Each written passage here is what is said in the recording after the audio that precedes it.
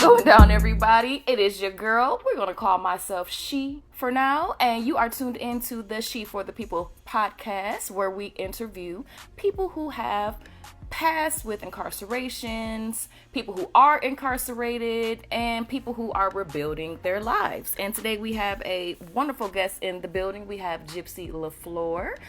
Please introduce who you are to the world, please. So yes, I am Jypsi Laflor. Nevertheless, always the more. Yes. Okay. Let me get that right. Nevertheless, always the more. And the original mocktail mommy. Okay. The original mocktail mommy, Jypsi Laflor. Nevertheless, always the more. Had to get that right. So, Yeah, baby. I want you to tell everyone, where are you originally from? I'm from New York originally. The Bronx, baby. BX all day. Oh, you're from the Bronx. Okay. All right. So, growing up in the Bronx, what was that like?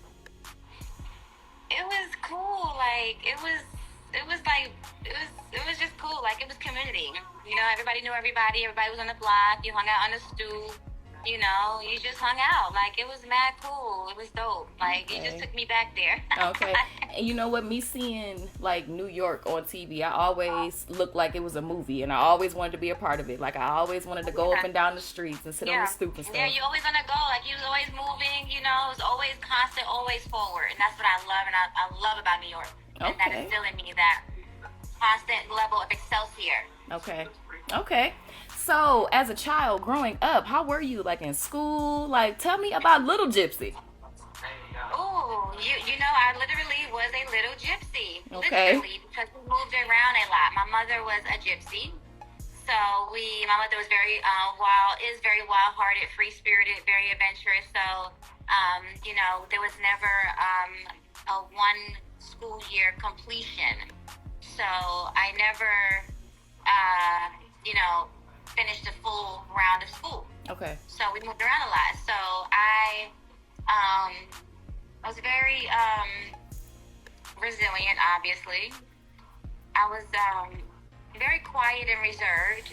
My personality as a kid was bubbly, friendly. Everybody loved me. I was very good energy, good kid, just good-hearted. I was just that kid that always was like bringing in the stray animals. You know, if I had, you know, I'll take the hat off my head and give it to my friend. If I'm, you know, whatever. I just give. Love people, love animals, love nature. Just love God. I'm a firstborn, so I'm an alpha, you know, mommy's firstborn, daddy's firstborn, the first granddaughter, the first niece, the first everything, baby. And then I'm a Capricorn, okay? Born January 113. So I'm the GOAT. So I was a child GOAT, child prodigy. I used to create and narrate stories in my head. I used to spin stories to people, like just like that, off the top of my head. I was very bright.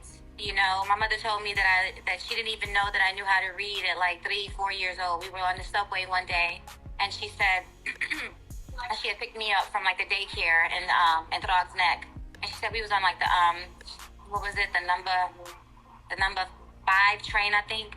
And she said all of a sudden she sees me and I'm just spinning off like signs, like I'm just reading as the subway is passing everything. So she's thinking I'm just going off of like photographic memory, you know, like commercials or advertising. And she's like, wait a minute, you can read? Like, did you, like you, and I was like, yeah. And she says, oh my God. So she starts pointing at things and didn't even know that her daughter, 3-4-year-old, could read. Wow. So she recognized that, you know, I had a photographic memory. I could see something pretty much one time and capture it. I understood. Very literate, very sharp.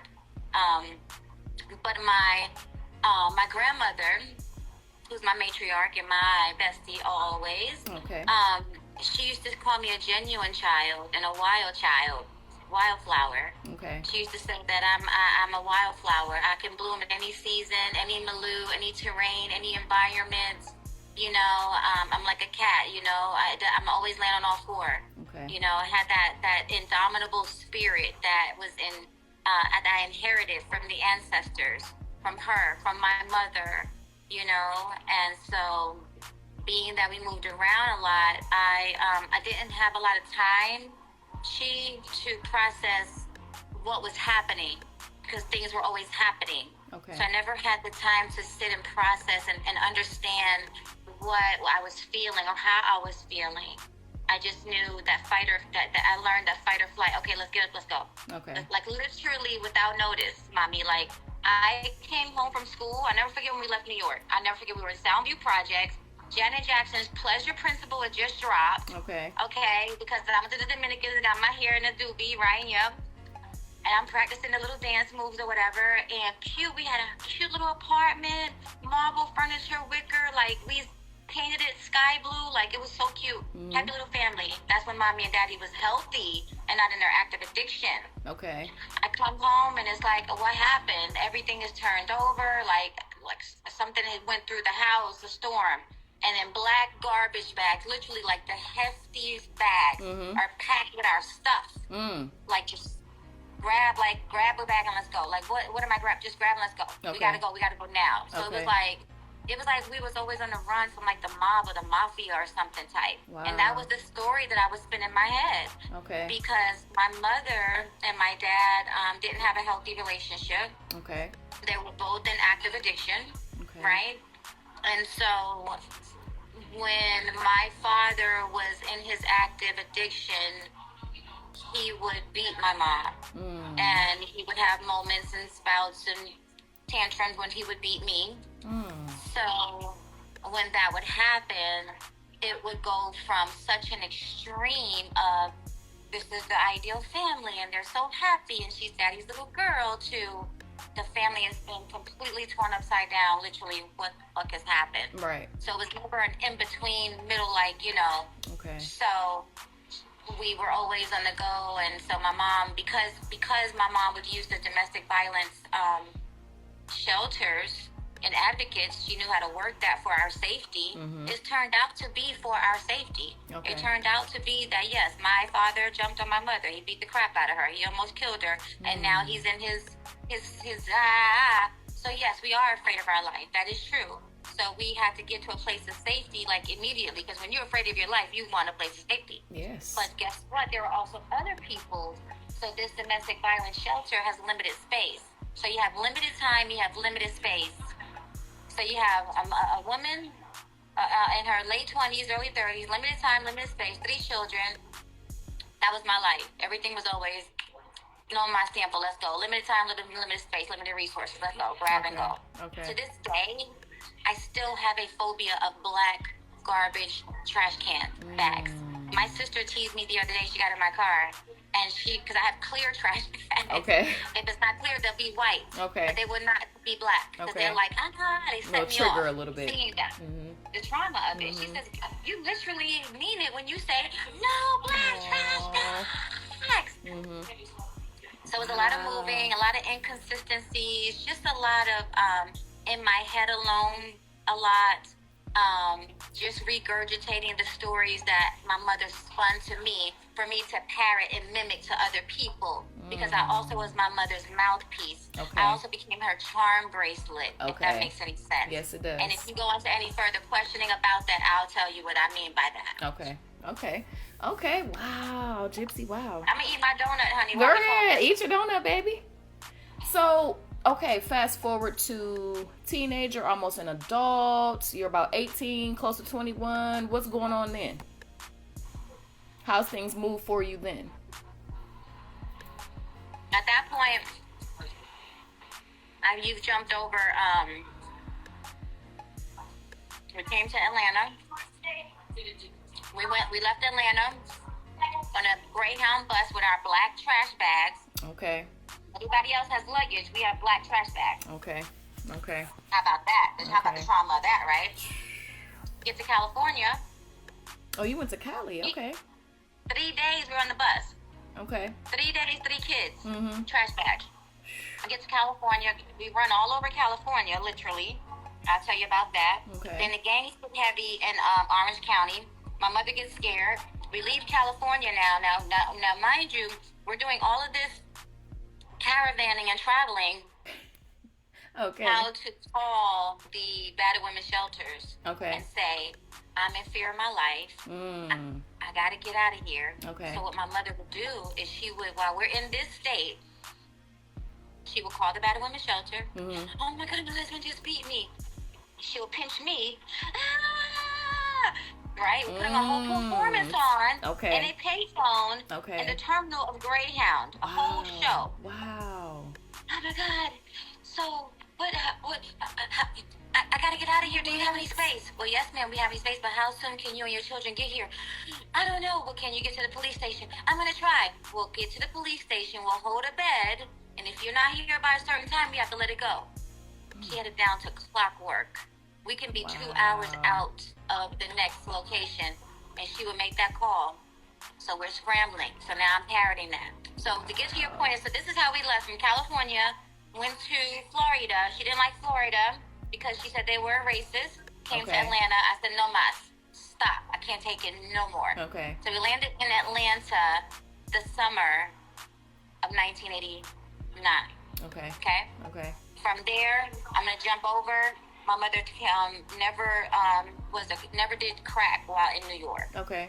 I know that there was times that she shot heroin with my stepfather, or my stepfather would shoot heroin into her after he beat her. Oh wow. That's in my book. Okay. It's in my book. But she didn't mess with crack. We get to Atlanta. She gets strung out on crack. We go in foster care. We get taken away. She cuts off of crack, comes back. The family reunites again. We break up again. My grandmother passes away. We break up again. I start dating a very prestigious drug dealer here in Atlanta. Okay. Yes. Okay. The R. Kellys, when you look backwards, when you're young and dating, it just looks like, okay, I have an older boyfriend. Yep. But they exist. So I started dating a local drug dealer, prestigious drug dealer. Became his number one main girl. He took me to school and picked me up. Wow. Okay. Okay. And then from there, so then after that, I got pregnant with my daughter. Brings me to 18. Okay. My This is your first first child. now in the world.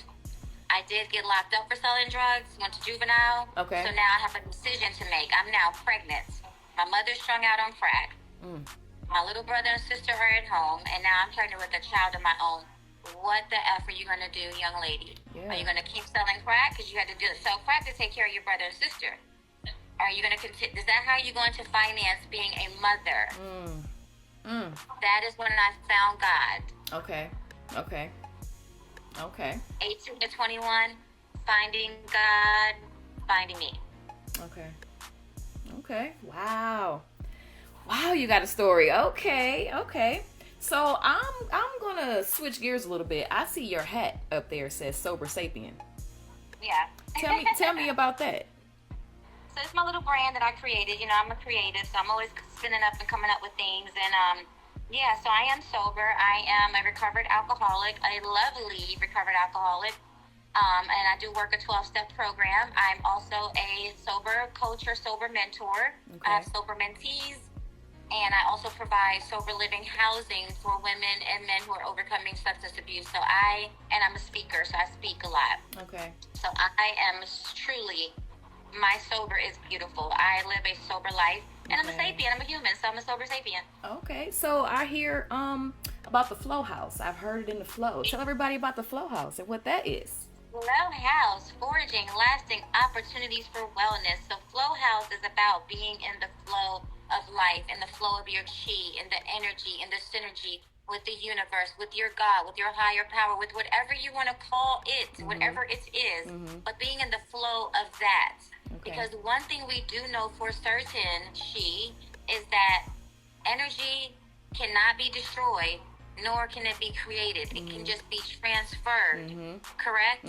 So, you know, with that being said, you know,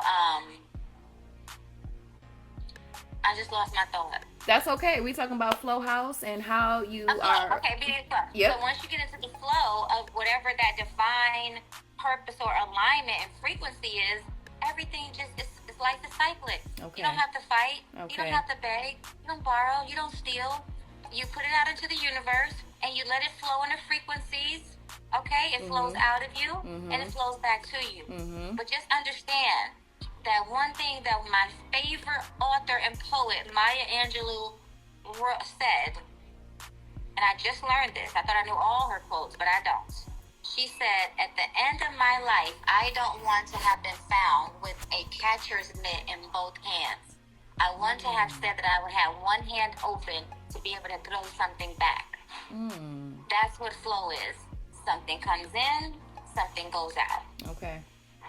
Good energy comes in, good energy goes out. Okay. Transformation. Yes. Come in, that little fuzzy wuzzy little caterpillar. Go out, the flow, the energy, the change, transformation. You go out, that butterfly. Wow. You go out and you flow. Okay.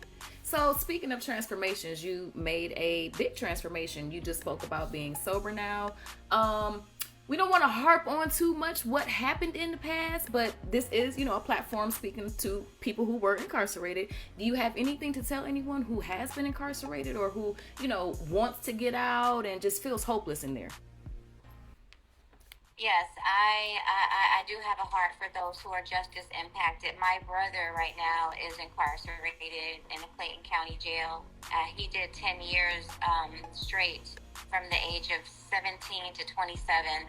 Came out, changed his life full circle, never got in trouble, got married, 15 years later, got in trouble again, and it sent him back. So what I do want to say is in the flow, you can be in your flow energy wherever you are.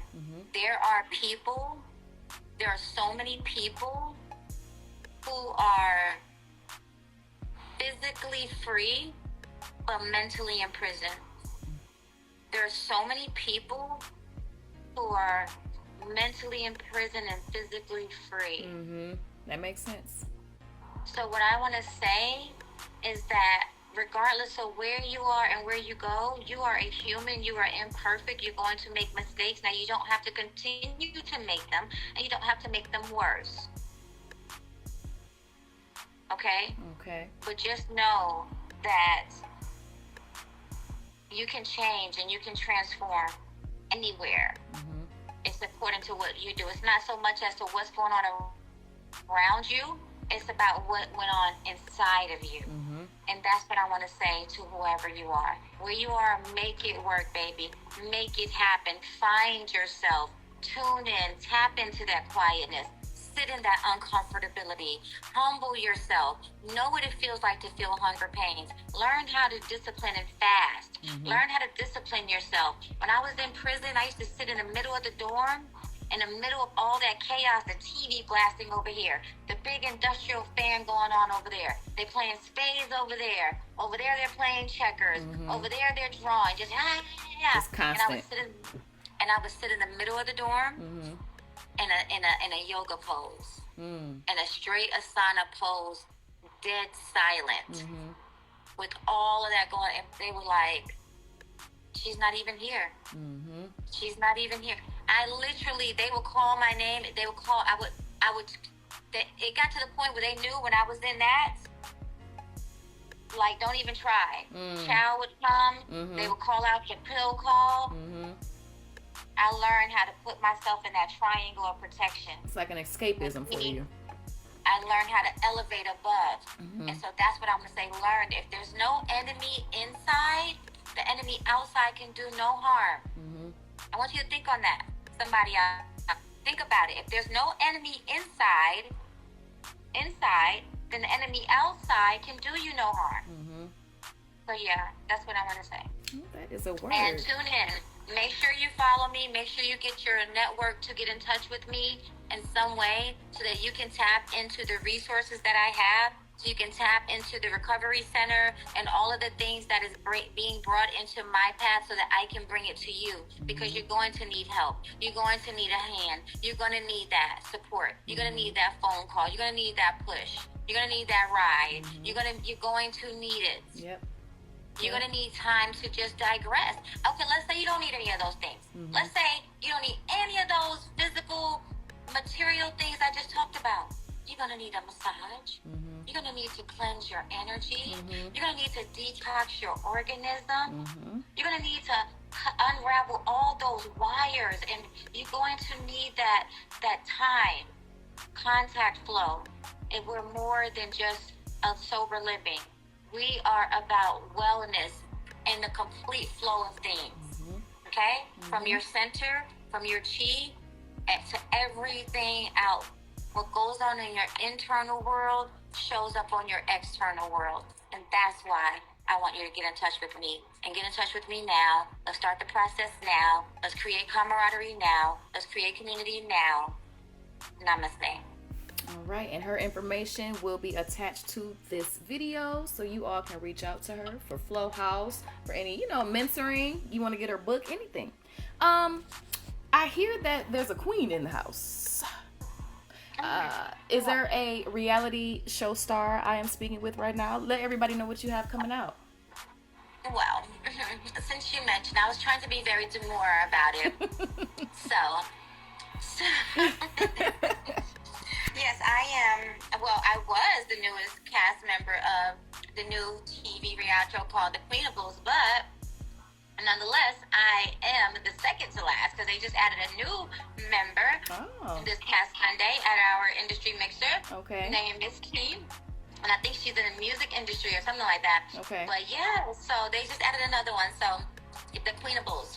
It's a new TV reality show. You can look us up on YouTube. It's called, our tagline is From Bars to Stars. Okay. These are women. We all have went from being behind bars, formerly incarcerated, justice impacted women, to now we're on the other side of these bars, and we are shining like stars, and we are out here bringing light and love and prosperity. And we are out here mirroring and helping each other, the community, and giving back. Okay, that sounds great. So we definitely got to tune into that.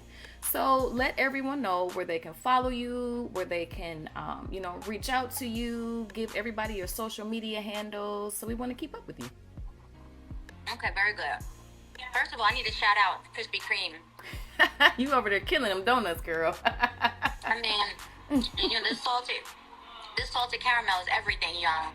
And I got my coffee black. That way I don't have to add any extra sugar. Mm-hmm. But Facebook, Jypsi with the J, Jypsi, Laflor, Laflor. Jypsi the flower. That's Jypsi Laflor. On Instagram, beauty.body.egypt. Okay. On TikTok, beauty.body.egypt. Okay. On Threads. No, I'm sorry. I switched my, you guys, I do have beauty.body.egypt. That's my health, beauty, wellness. I want to grow my mocktail.mommy. Okay. I want to grow my IG, my mocktail mommy IG. So I think I'm on there as mocktail.mommy. I have to look and see. Okay. So yeah. We'll find Anyways, you'll find me. Follow Chief for the people and you'll find me. Yep, we'll tag all of her social media handles to her posts, and you'll be able to follow, support, and like I said, keep up with what she has going on. So do you have anything else for the people? Because She for the People is about to wrap this up and get on out of here.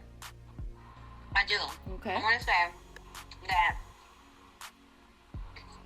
I'm putting out a call to action to the community, to whoever's listening, whether you're inside or out, a call to action for sponsorship, for partnership, for community, for collaboration with the Queenables.